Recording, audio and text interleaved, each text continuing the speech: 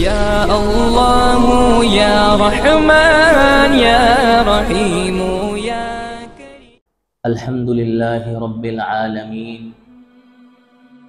والصلاة والسلام على سيد المرسلين محمد وعلى آله وأصحابه أجمعين، أما بعد.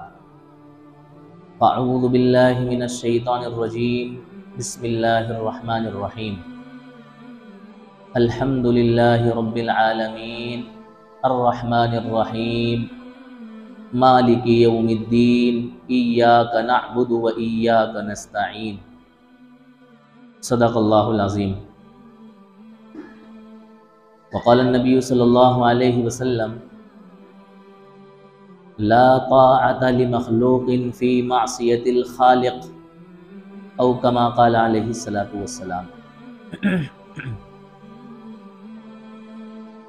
محترم عزیزوں، آپ حضرات گزشتہ چند جمعوں سے اللہ تعالیٰ کی توحید، اللہ کے رسول صلی اللہ علیہ وسلم کی رسالت اور مرنے کے بعد دوبارہ آنے والی زندگی یعنی آخرت کے متعلق گفتگو سماعت فرما رہے تھے. اب جب ہم نے اللہ تعالیٰ کی توحید کو سمجھ لیا اور رسول اللہ کی رسالت کو بھی سمجھ لیا اور آخرت کے ذکر کو بھی ہم نے سن لیا،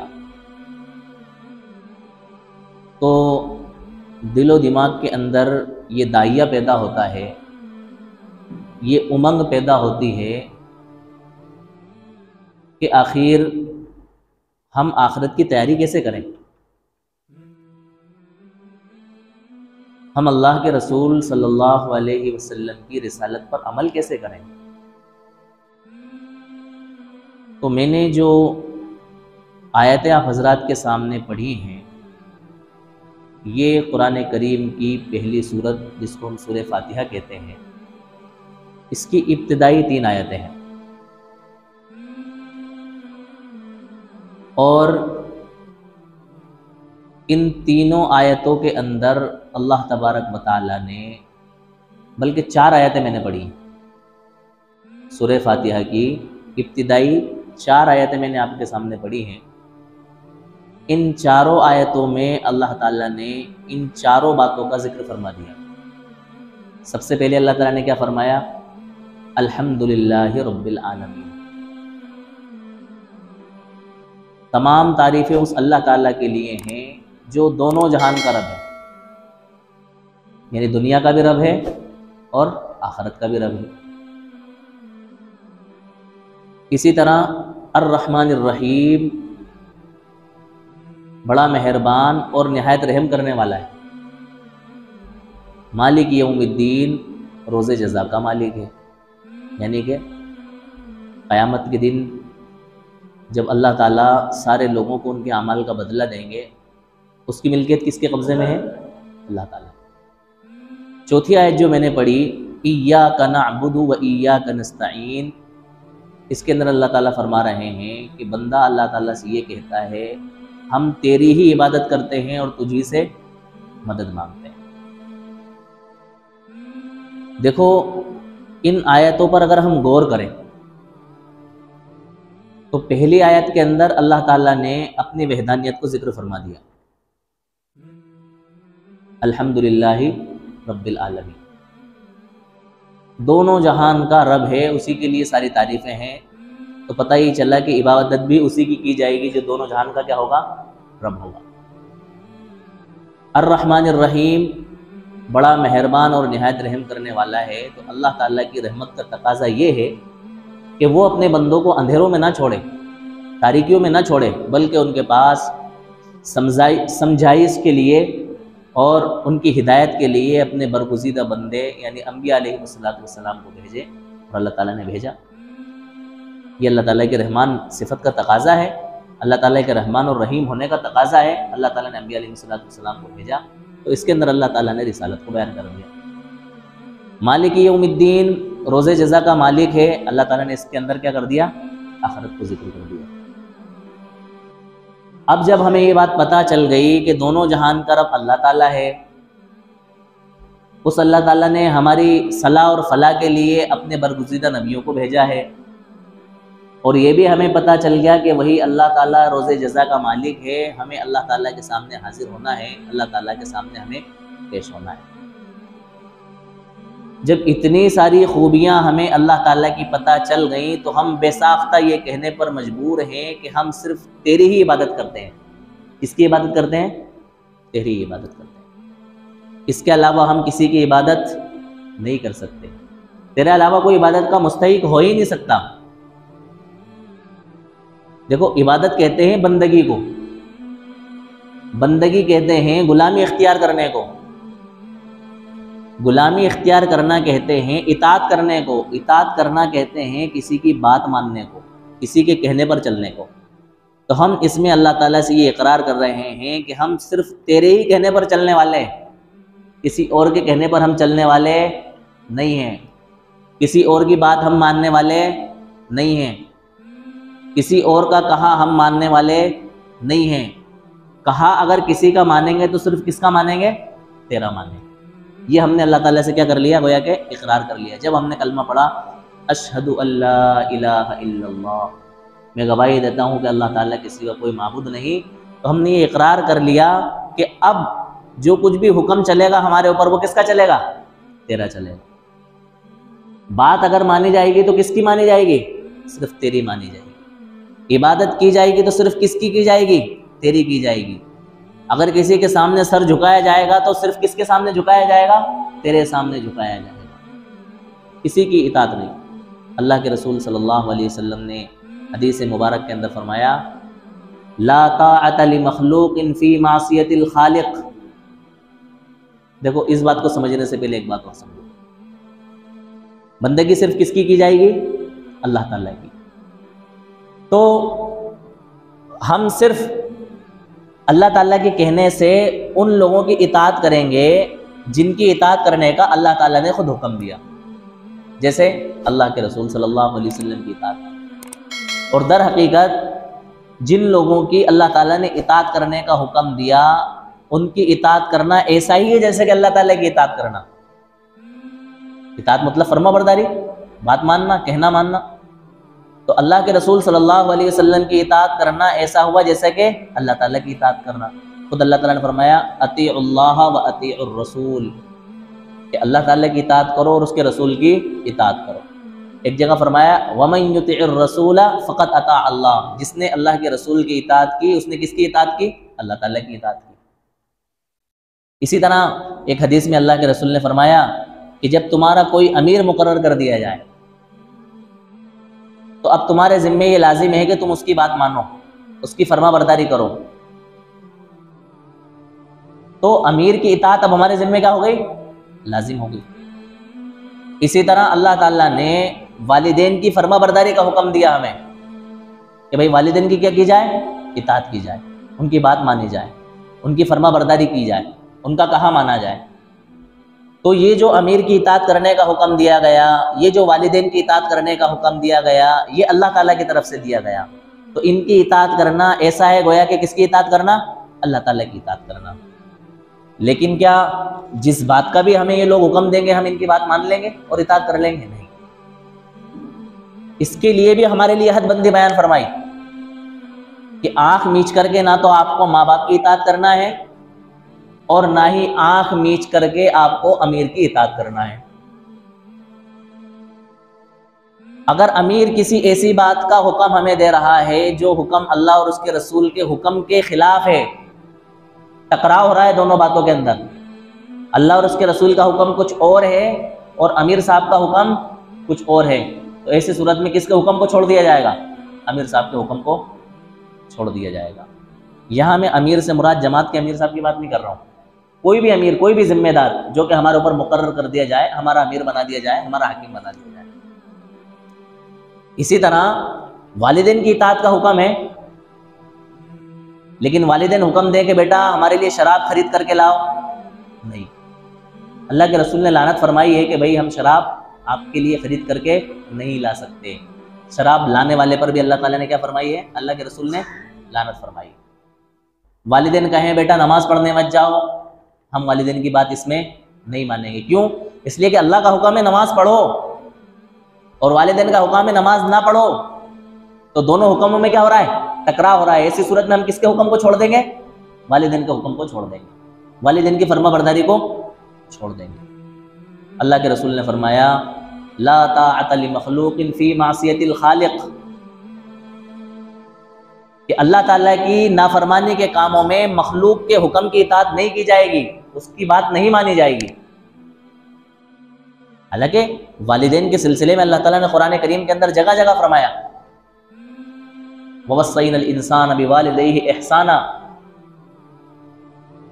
ہم نے انسان کو وصیت کی اس بات کی کہ وہ والدین کے ساتھ کیا کرے؟ اس میں سلوک کرے۔ نافرمانی والے کاموں میں تو والدین کی بات نہیں مانی جائے گی، لیکن اس کے ساتھ ساتھ ان کے ساتھ حسن سلوک کو بھی ترک نہیں کیا جائے گا، ان کی خیر خبر لی جائے گی، ان کی دیکھ بھال کی جائے گی، ان کی خدمت کی جائے گی، ان کے دکھ درد کا خیال رکھا جائے گا، ان کے صحت اور آرام کا خیال رکھا جائے گا، ان کے ساتھ ادب کے ساتھ پیش آیا جائے گا۔ یہ کام تو ہمیں کرنا پڑے گا۔ اللہ تعالیٰ نے قرآن کریم کے اندر ذکر فرمایا صحابہ کرام کی زندگی، کہ مسلمان ہو گئے تو مسلمان ہو جانے کے بعد والدین نے بھوک ہڑتال کر دی، جب تک تم محمد صلی اللہ علیہ وسلم کا دین چھوڑ کر کے واپس نہیں آ جاؤ کہ ہم کھانا نہیں کھائیں گے۔ ماں نے بھوک ہڑتال کر دی، باپ نے بھوک ہڑتال کر دی کہ ہم کھانا ہی نہیں کھائیں گے۔ اللہ کے رسول سے پوچھا اللہ کے رسول میری والدہ نے مجھ سے یہ کہا ہے کہ اگر تو واپس سے دین چھوڑ کر کے اپنے پرانے دین پر نہیں آئے گا تو میں کھانا نہیں کھاؤں گی، کیا کروں؟ اللہ تعالیٰ نے حکم نازل فرمایا وَوَصَّيْنَا الْإِنسَانَ بِوَالِدَيْهِ إِحْسَانًا، کہ ہم نے انسان کو وصیت کی ہے کہ وہ اپنے والدین کے ساتھ کیا کرے؟ حسن سلوک کرے۔ کیوں کرے بھیا؟ حَمَلَتْهُ أُمُّهُ كُرْهًا وَوَضَعَتْهُ كُرْهًا، بڑی تکلیف کے ساتھ اس کی ماں نے اس کو پیٹ میں اٹھایا ہے 9 مہینے کے لیے، اور بڑی تکلیف کے ساتھ اس کی ماں نے اس کو جنا ہے۔ وَحَمْلُهُ وَفِصَالُهُ 30 شَهْرًا، اور اس کو دودھ چھڑانے کی مدت اور اس کو حمل میں رکھنے کی مدت، یعنی کہ 30 مہینے تک اس کی ماں نے تکلیف کو کیا کیا ہے؟ برداشت کیا ہے۔ تو اس لیے ان کے ساتھ کیا کیا جائے گا؟ حسن سلوک کیا جائے گا۔ ایک جگہ اللہ تعالیٰ نے فرمایا وَوَصَّيْنَا الْإِنسَانَ بِوَالِدَيْهِ إِحْسَانًا، کہ ہم نے انسان کو حکم دیا کہ وہ اپنے والدین کے ساتھ کیا کرے؟ حسن سلوک کرے۔ وَإِن جَاهَدَاكَ عَلَىٰ أَن تُشْرِكَ بِي مَا لَيْسَ لَكَ بِهِ عِلْمٌ فَلَا تُطِعْهُمَا، اگر تمہارے والدین تمہیں میرے ساتھ شرک کرنے پر مجبور کریں تو ان کی اطاعت نہیں کی جائے گی۔ یہاں پر نہیں چلے گا۔ اطاعت کس کی جائے گی؟ صرف اللہ تعالیٰ کی۔ بندگی کس کی جائے گی؟ صرف اللہ تعالیٰ کی۔ حکم کس کا مانا جائے گا؟ صرف اللہ تعالیٰ کا۔ سر کس کے سامنے جھکایا جائے گا؟ صرف اللہ تعالیٰ کے سامنے۔ ہم ہر نماز میں اگر ہم پابندی سے ساری نماز دن رات کے اندر ہمارے اوپر 5 نمازیں فرض ہیں نا، تو 5 نمازوں کو ہم ان کی سنتیں اور نفلوں کے ساتھ پڑھیں تو 24 گھنٹے میں 48 رکعتیں ہوتی ہیں۔ کتنے رکعتیں ہوتی ہیں؟ 48 رکعتیں۔ اور ہر رکعت میں ہم سورہ فاتحہ پڑھتے ہیں، پڑھتے نہیں پڑھتے ہیں؟ تو اس اعتبار سے ہم نے دن بھر میں کتنی مرتبہ سورہ فاتحہ پڑھی؟ بتائیں آپ لوگ۔ 48 مرتبہ سورہ فاتحہ پڑھی۔ کتنی مرتبہ پڑھی؟ 48 مرتبہ سورہ فاتحہ پڑھی۔ اس 48 مرتبہ میں ہم اللہ تعالیٰ کے سامنے یہ اقرار کرتے ہیں ایاک نعبد، اے اللہ ہم تیری ہی عبادت کرتے ہیں، لیکن ہم چند لمحات کے لیے اپنے گریبان میں منہ ڈال کر کے اور جھانک کر کے یہ دیکھیں کہ کیا ہم اپنے اس دعوے میں سچے ہیں کہ اللہ ہم تیری عبادت کرتے ہیں۔ غور کریں اس بات کے اوپر کہ ہم اللہ تعالیٰ کی عبادت کرنے میں مخلص ہیں، جو اللہ تعالیٰ سے ہم ایگریمنٹ کر رہے ہیں، جو وعدہ ہم اللہ تعالیٰ سے کر رہے ہیں، اس وعدے کے اندر ہم سچے ہیں کہ اللہ ہم تیری عبادت کرتے ہیں۔ اگر دیکھا جائے تو حقیقی معنوں میں ہم اپنی عبادت کے اندر اور اللہ تعالیٰ سے وعدہ کرنے کے اندر سچے نہیں ہیں۔ ہم صرف زبان سے اللہ تعالیٰ کے سامنے اقرار کر رہے ہیں کہ اللہ ہم تیری عبادت کرتے ہیں، عبادت کا مطلب بندگی، بندگی کا مطلب غلامی، میں نے بتایا نا ابھی کچھ دیر پہلے، غلامی کا مطلب بات ماننا، کہنا ماننا، کسی کی ماتحتی میں رہنا۔ تو ہم اگر دیکھیں تو ہم اللہ تعالیٰ کی بندگی کی بجائے نہ جانے کن کن چیزوں کی اور کن کن کاموں کی بندگی کر رہے ہیں۔ ہم اپنی مرضی کی اطاعت کرتے ہیں، جو ہمیں اچھا لگتا ہے وہ ہم کرتے ہیں۔ ہم نہیں دیکھتے کہ قرآن اور حدیث میں اللہ تعالیٰ نے کیا بیان فرمایا، ہم نہیں دیکھتے ہیں کہ اس میں ہمارا دین کیا کہتا ہے، ہمارا مذہب کیا کہتا ہے، ہمارا اسلام کیا کہتا ہے، ہمیں نہیں پتا۔ اسی طرح ہم شیطان کی بات تو مانتے ہیں لیکن اللہ تعالیٰ کی بات نہیں مانتے۔ ہم اپنے نفس کی، اپنے خواہشات کی تو اتباع کرتے ہیں لیکن اللہ تعالیٰ کی اتباع نہیں کرتے۔ صحابہ کرام واقعتاً وہ سچے عاشق رسول تھے، اور اللہ تعالیٰ نے ان کو اللہ کے رسول صلی اللہ علیہ وسلم کی صحبت سے ایسا فیض یاب فرمایا کہ زندگی بھر کی ساری عادتوں کو، ساری ریت اور رواج کو دین پر عمل کرنے کے لیے چھوڑ دیا۔ جیسے ہی دین کا حکم ملا اس چیز کو کیا کر دیا؟ ترک کر دیا۔ ہم میں سے تو کسی کو بیڑی اور سگریٹ چھڑانا بہت مشکل ہے، جس میں خود ان چیزوں کے استعمال کرنے والے کا نقصان ہے۔ وہ صحابہ کرام جن کی زندگی میں اور جن کی گھٹی میں جو چیزیں پڑی ہوئی تھیں، جب اسلام کا حکم آ گیا اس چیز کو انہوں نے چھوڑ دیا۔ شراب اتنی زبردست ان کا مشروب تھا شراب، جیسے ہمارے وہاں کھانوں پر کولڈ ڈرنک استعمال کی جاتی ہے نا، ایسے وہاں شراب استعمال کی جاتی ہے۔ ان کی گھٹی میں پڑی ہوئی تھی شراب۔ 200 نام انہوں نے اس زمانے میں شراب کے رکھ رکھے تھے۔ کتنے نام؟ 200 نام۔ صبح کے وقتوں میں جو شراب پی جائے اس کا کچھ اور نام، شام کے وقتوں میں جو شراب پی جائے اس کا کچھ اور نام، دوپہر میں جو شراب پی جائے اس کا کچھ اور نام، جو شراب انگور سے بنائی جائے اس کا کچھ اور نام، جو شراب کشمش سے بنائی جائے اس کا کچھ اور نام، جو شراب جو سے بنائی جائے اس کا کچھ اور نام، جو شراب سرکے سے بنائی جائے اس کا کچھ اور نام۔ ایسے مختلف قسم کے نام انہوں نے 200 نام شراب کے رکھ رکھے تھے، اس کی کوالٹی کے حساب سے۔ جیسے چلتی ہے نا بیئر ہے، ٹھنڈی بیئر ہے، سادی بیئر ہے، یہ سمجھانے کے لیے میں آپ کو بول رہا ہوں، نام لینا بھی مناسب نہیں ان چیزوں کو، لیکن سمجھانے کے لیے بول رہا ہوں۔ دیشی ہے، انگریزی ہے، تو اس طرح یہ سب لکھا ہوا ہوتا ہے تو پڑھنے میں بھی آتا ہے۔ اس کا یہ مطلب نہیں ہے کہ میں ان چیزوں سے واقف ہوں، ہے نا، میں تو اللہ کا شکر ہے کہ اتنی نفرت ہے کہ ادھر دیکھنے کی بھی ہمت نہیں چاہتی ہے، لیکن بورڈ لگے ہوتے ہیں، دیکھنے میں آ جاتا ہے، پڑھنے میں بھی آ جاتا ہے۔ تو اتنے زبردست جن لوگوں کی زندگی میں شراب رچی بسی ہوئی ہو،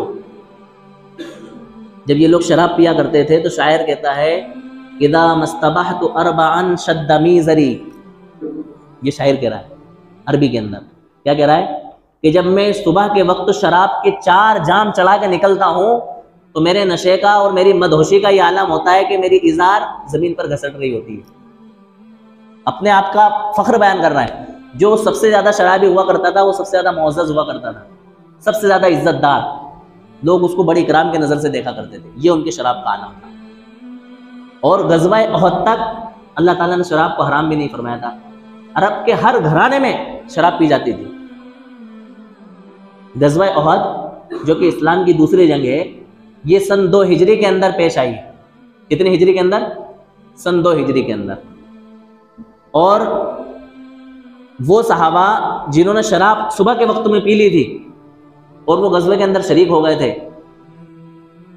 اس غزوے میں شرکت کے بعد میں وہ شہید بھی ہو گئے، تو پتہ یہ چلا کہ اس وقت تک شراب حرام نہیں ہوئی تھی، بس شراب کے بارے میں کچھ اس کی کمیاں اور اس کی خرابیاں بیان کر دی گئی تھی۔ اللہ تعالیٰ نے قرآن کریم کے اندر فرمایا یسألونک عن الخمر والمیسر قل فیہما اثم کبیر ومنافع للناس واثمہما اکبر من نفعہما، کہ لوگ آپ سے شراب اور جوئے کے بارے میں پوچھتے ہیں تو آپ ان سے کہہ دیجئے کہ یہ بہت بڑا گناہ ہے اور اس کے اندر نفع بہت کم ہے لیکن نقصان کیا ہے؟ بہت زیادہ ہے، اس کا بہت بڑا گناہ ہے۔ اللہ تعالیٰ نے ان کی عادت چھڑانے کے لیے دھیرے دھیرے دھیرے دھیرے ان کو لیول پر لائے۔ پھر حکم آ گیا یا ایھا الذین آمنوا لا تقربوا الصلاۃ وانتم سکارا، اے ایمان والوں تم جب نشے کی حالت میں ہو تو نماز کے قریب بھی۔ دیکھو اللہ نے کیسے صحابہ کی تربیت فرمائی۔ دن بھر میں کتنی مرتبہ نماز پڑھتے ہیں؟ 5 مرتبہ۔ اب مان کے چلو کسی بندے نے ظہر سے پہلے شراب پی تو وہ ظہر کی نماز سے کیا ہو گیا؟ محروم ہو گیا، کیونکہ نماز کے قریب ہی نہیں جانا ہے۔ ظاہر بات ہے اس کو نماز بھی پڑھنا ہے، اور ایسی حالت میں نماز کے قریب بھی نہیں جانا تو وہ شراب پیے گا نہیں، کیونکہ اس کو نماز پڑھنا ہے۔ اگر ظہر کے بعد پی لی تو عصر کی نماز تک اس کا نشہ نہیں اترے گا، تو پھر اس کو عصر کی نماز میں کیا ہونا ہے؟ محروم ہونا ہے۔ تو فرمایا کہ تمہیں نشے کی حالت میں نماز کے قریب بھی مت جانا ہے۔ اس طرح سے ان کی عادت کو کیا کر دیا؟ کمزور کر دیا۔ پھر حکم آ گیا اللہ تبارک و تعالیٰ کی طرف سے، انما الخمر والمیسر والانصاب رجس من عمل الشیطان فاجتنبوه لعلکم تفلحون۔ شراب، جوا، بت اور نشان لگائے ہوئے تیر، یہ ساری چیزیں جو ہیں گندی چیزیں ہیں، شیطان کے اعمال ہیں، ان سے بچو اگر تم کامیاب ہونا چاہتے ہو۔ تم ان سے بچو تاکہ کامیاب ہو جاؤ۔ شراب حرام۔ اس کے بعد حضرت انس بن مالک رضی اللہ تعالیٰ عنہ فرماتے ہیں کہ میں اپنے ستیلے باپ ابو طلحہ کے گھر پر ساقی بنا ہوا تھا۔ ساقی کہتے ہیں شراب پلانے والے۔ میں لوگوں کو جام بھر بھر کے دے رہا تھا، لوگ شراب پی رہے تھے، شراب کا دور چل رہا تھا۔ ایک اعلان کرنے والے نے اعلان لگایا کہ اللہ کی طرف سے شراب کیا کر دی گئی ہے؟ حرام کر دی گئی۔ قربان جائیں صحابہ کرام پر۔ حضرت انس فرماتے ہیں کہ جس شخص کے ہاتھ میں پیالہ تھا اور منہ تک وہ جا رہا تھا، اس کے کان میں یہ آواز گئی کہ اللہ تعالیٰ نے کیا کر دی ہے؟ شراب حرام کر دی ہے۔ وہ پیالہ اس نے وہیں سے زمین پر پٹک دیا۔ بتاؤ آپ، ورنہ سوچتے کہ چلو اب تو یہ ہے، یہ تو پی لو، اس کو تو ختم کر لیں، بعد میں دیکھ لیں گے، توبہ کر لیں گے۔ ہمارے وہاں تو کسی برائی سے چھوٹتے چھوٹتے برسوں لگ جاتے ہیں ہمیں۔ آج آخری بار پی رہا ہوں، اس کے بعد میں نہیں پیوں گا۔ آج آخری بار غیر محرم سے بات کر رہا ہوں، دوبارہ نہیں کروں گا۔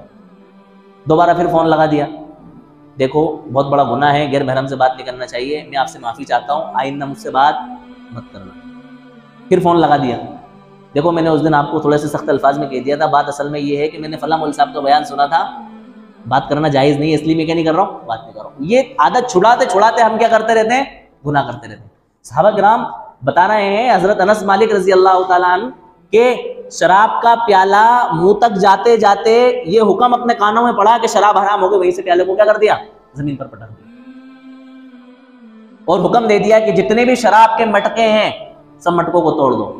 فرماتے ہیں کہ 3 دن تک شراب مدینے کی گلیوں میں بہتی رہی۔ یہ صحابہ کرام کا جو ہے نا، ایاک نعبد، اے اللہ ہم تیری کیا کرتے ہیں؟ عبادت کرتے ہیں، ہم تیری ہی بات مانتے ہیں۔ اللہ نے جب کہہ دیا کہ شراب حرام تو صحابہ نے کہا اللہ تعالیٰ حرام، اب ہم اس کے اندر کوئی چوچرا نہیں کریں گے۔ بھیا شادی میں ڈی جے کیوں بجائے؟ ارے صاحب ہمارے بہنوئی صاحب نہیں مانے، لڑکے کے پھپھا جی نہیں مانے، نہیں اللہ کی قسم یہ ایاک نعبد نہیں ہے، یہ اللہ کی عبادت نہیں ہے، یہ پھپھا جی کی عبادت ہے۔ اس کی عبادت ہے؟ عبادت مطلب اطاعت، اس کو ساتھ میں سمجھتے چلیں۔ اب میں جب بھی کوئی لفظ عبادت کا بولوں نا تو اس سے مراد آپ بندگی، اطاعت، فرما برداری سمجھیں، حکم ماننا، بات ماننا۔ ڈی جے کیوں بجائے؟ پھپھا جی نے نہیں مانا کہ بھائی جو ہے نا ہم بھتیجے کی بارات میں تو ڈی جے لے کر کے چلیں گے، تو ہم نے کس کی بات مانے؟ پھپھا جی کی مانی۔ حرام کام کیا نا ہم نے، ناجائز کام کیا۔ بتائیں جس نکاح کے اندر ایسے بابرکت عمل کے اندر ناجائز اور حرام کام ہو، اس نکاح میں برکت ہوگی؟ اس نسل میں دیندار لوگ پیدا ہوں گے؟ نہیں ہوں گے۔ ABCD نہیں ہے ہماری، ہم 10,000 لوگوں کا کھانا نہیں کر سکتے، ہم نے سود پر قرض لیا، اور سود پر قرض لے کر کے ہم نے 10,000 لوگوں کو خوش کرنے کے لیے کھانا کیا۔ صاحب آپ کی حیثیت نہیں تھی، آپ نے اتنا بڑا کھانا کیوں کیا؟ اب میری اہلیہ نہیں مانی، میرا اتنا بڑا مائکہ ہے، میرے اتنے ملنے جلنے والے ہیں، اتنی خالائیں ہیں، اتنے میرے رشتہ دار ہیں، میں کیا منہ دکھاؤں گی؟ میں سب کے وہاں گئی ہوں، نہیں تمہیں کرنا پڑے گا۔ تو ہم نے یہاں پر کس کی بات مانی؟ بیوی کی بات مانی۔ ہم نے کس کی اطاعت کی؟ بیوی کی اطاعت کی۔ ہم حقیقی معنی میں ایاک نعبد جو ہے نا اس کا اقرار نہیں کر رہے ہیں، ہم صرف زبانی جمع خرچ کر رہے ہیں ایاک نعبد کہ ہم اللہ تیری عبادت کرتے ہیں، ہم اللہ کی عبادت نہیں کر رہے ہیں، ہم اپنی بیوی کی بات مان رہے ہیں، اپنے بچوں کی بات مان رہے ہیں، اور بیوی ہے تو وہ شوہر کی بات مان رہی ہے، اور ہم جو ہے نا اپنے رشتہ داروں کی بات مان رہے ہیں، اس میں جائز ناجائز حلال حرام ہم کچھ نہیں دیکھ رہے ہیں۔ یہ حقیقی معنوں میں ایاک نعبد نہیں ہے۔ ہمیں اپنے ہم کو اس کے اوپر کیا کرنا چاہیے؟ غور کرنا چاہیے۔ ایک اور صحابی، ان کے بارے میں دیکھو، عرب میں صرف شراب تھوڑی تھی، شباب بھی تھا۔ شراب اور شباب دونوں ساتھ میں بولے جاتے ہیں، نشہ بھی تھا اور عیاشی بھی تھی۔ ایک صحاب کے ایک شخص سے، ایک لڑکی سے غلط تعلقات تھے،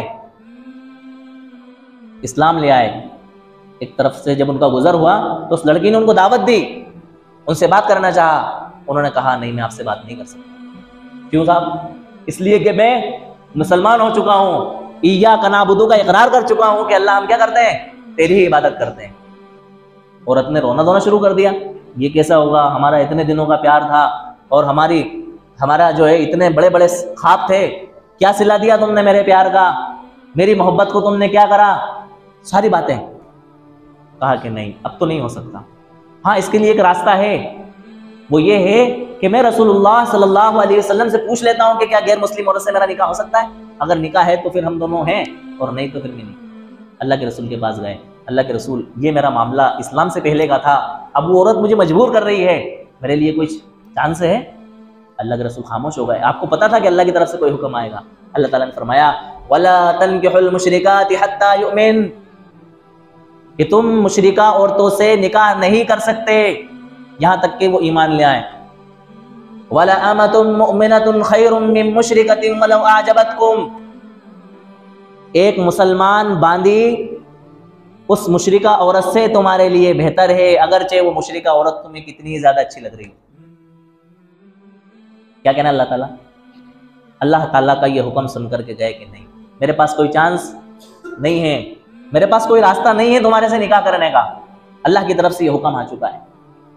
آج دیکھو نا کتنے وبال مسلمانوں کے لیے آ رہے ہیں، باقاعدہ پھنسانے کے لیے، مسلمان لڑکوں کو، مسلم لڑکوں کو پھنسانے کے لیے، جیلوں میں ڈالنے کے لیے، ان کو جانے اور مالی اعتبار سے تباہ و برباد کرنے کے لیے حربے اختیار کیے جا رہے ہیں، استعمال کیے جا رہے ہیں لو جہاد کے نام پر، تاکہ یہ کسی طرح سے اس کے اندر پھنسیں اور ان کے اوپر کیس کرا جائے کہ بھائی یہ لڑکی کو کیا کر رہے تھے؟ دھرم پریورتن کروا رہے تھے، اس کے ساتھ یہ لو جہاد کر کے اس کو کیا کر رہے تھے؟ اسلام کے اندر کنورٹ کر رہے تھے۔ نہیں میرے دوست، اسلام نے تو منع کر دیا، وَلَا تَنْكِحُوا الْمُشْرِكَاتِ، مشرکات سے نکاح، مشرکہ عورتوں سے نکاح نہیں ہو سکتا، بت پرستی کرنے والوں سے ایمان والے کا نکاح نہیں ہو سکتا۔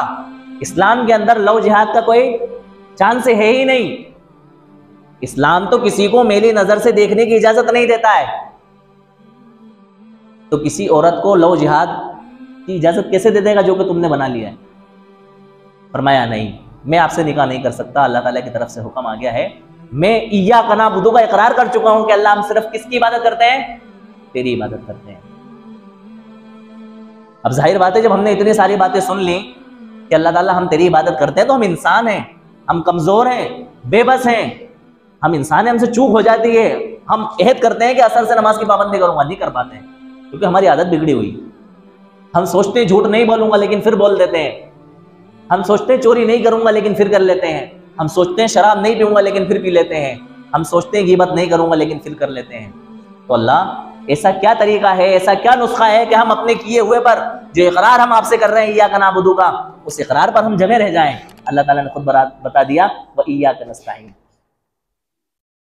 ہم سے مدد مانگو، ہم سے مانگو۔ اللہ تعالیٰ کیا کہہ رہا ہے؟ ہم سے مانگو، آپ اپنے اوپر بھروسہ مت کرو کہ ہاں ہم ایسا کر لیں گے، ہم ویسا کر لیں گے، ہم یہ چیز چھوڑ دیں گے، نہیں، بلکہ اللہ تعالیٰ سے مانگو کہ اللہ ان سارے کاموں کا کرنا میرے بس میں نہیں ہے، میری حیثیت، میری طاقت نہیں ہے، میں بہت کمزور ہوں، میں بہت کچا ہوں، وعدے کا بہت جھوٹا ہوں میں، اللہ مجھے اس پہ جما دیجیے، استقامت دے دیجیے، آپ میری مدد فرما دیجیے۔ اللہ تعالیٰ سے ایسے انداز میں مانگیں، لڑ کے مانگیں، بے تکلفی سے مانگیں کہ اللہ میں آپ کے سامنے اپنا یہ مسئلہ رکھ رہا ہوں، مجھ سے جھوٹ نہیں چھوڑا جا رہا ہے، آپ اپنی مدد شامل حال فرمائیے کہ مجھ سے جھوٹ چھوٹ جائے، میں آپ کے سامنے اپنی بے بسی کا اظہار کر رہا ہوں، کل آخرت میں مجھ سے پکڑ مت کرنا، میرا مواخذہ مت کرنا، میں بس ہوں، میں آپ کی مدد چاہتا ہوں، آپ کی مدد کے بغیر میں جھوٹ نہیں چھوڑ سکتا، آپ کی مدد کے بغیر میں شراب نہیں چھوڑ سکتا، آپ کی مدد کے بغیر میں غیبت نہیں چھوڑ سکتا، آپ کی مدد کے بغیر میں نمازوں پر پابندی نہیں کر سکتا، میں آپ سے مدد چاہتا ہوں۔ چھوٹا سا بچہ، نادان بچہ، اس سے سیکھیں ہم۔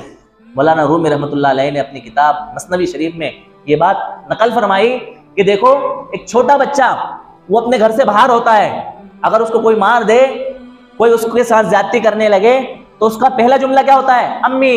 کیا ہوتا ہے؟ یہی ہوتا ہے نا، ہم نے دیکھا ہوگا محلوں کے اندر، حالانکہ اس کی امی سن نہیں رہی ہوتی ہے، لیکن اس کو بھروسہ ہوتا ہے، اس کے دل و دماغ کے اندر یہ بیٹھا ہوتا ہے کہ میں یہ جملہ بولوں گا تو مجھے کچھ نہ کچھ مدد مل جائے گی۔ ایسے ہی ہمیشہ ہمارے دل و دماغ کے اندر یہ تصور ہونا چاہیے، یہ خیال ہونا چاہیے کہ میں ہر وقت اپنا تعلق اللہ تعالیٰ سے جوڑوں اور اپنی مدد کس سے مانگوں؟ اللہ تعالیٰ سے مانگوں۔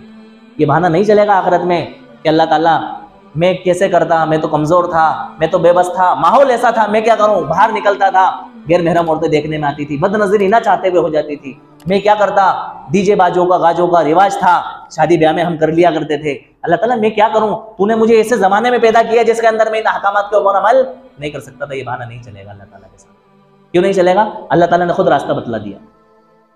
بتاؤ، میدان حشر کو اپنے خیال میں، اپنے تصور میں لاؤ کہ ہم میدان حشر میں اللہ تعالیٰ کے سامنے کھڑے ہوئے ہیں اور اللہ تعالیٰ ہم سے پوچھ رہے ہیں کہ تم نے ایسا کیوں نہیں کیا، ایسا کیوں نہیں کیا، ایسا کیوں نہیں کیا، اور ہم جواب میں یہ کہتے ہیں کہ اللہ تعالیٰ تو نے ہمیں ایسے زمانے میں پیدا کیا جس میں گناہوں سے بچنا کیا تھا، مشکل تھا۔ تو اللہ تعالیٰ کیا کہیں گے معلوم؟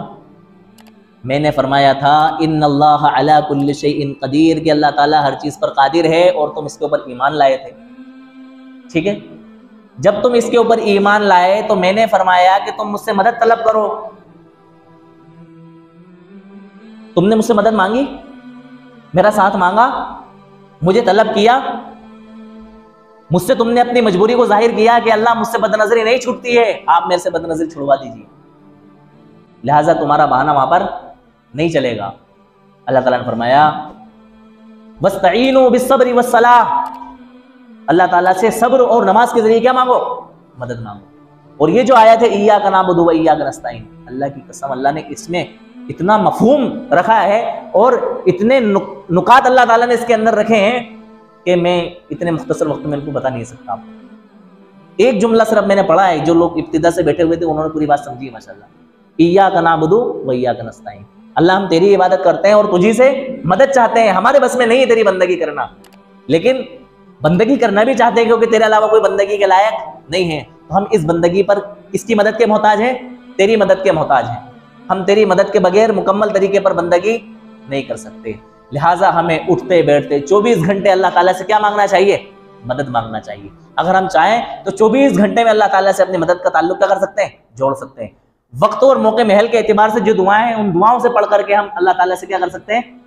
اللہ تعالیٰ کی مدد طلب کر سکتے ہیں۔ گھر سے باہر نکلے، گھر سے باہر نکلنے کی دعا پڑھ لی ہم نے، بسم اللہ توکلت علی اللہ، اللہ تیرے اوپر بھروسہ کر کے میں گھر سے باہر نکل رہا ہوں، گھر کے باہر کی پریشانیوں کو میں نے کس کے ذمہ چھوڑ دیا؟ تیرے ذمہ چھوڑ دیا۔ بات سمجھ میں آ رہی؟ گھر سے باہر نکلے، گرمی لگ رہی ہے، اے اللہ گرمی بہت محسوس ہو رہی ہے، اس گرمی کو میرے لیے کیا کر دیجیے؟ کم کر دیجیے۔ اللہ تعالیٰ سے مدد مانگ لی، اللہ مجھے فلاں جگہ جانا ہے، سواری کا انتظام کر دیجیے، اللہ نے سواری کا انتظام کر دیا۔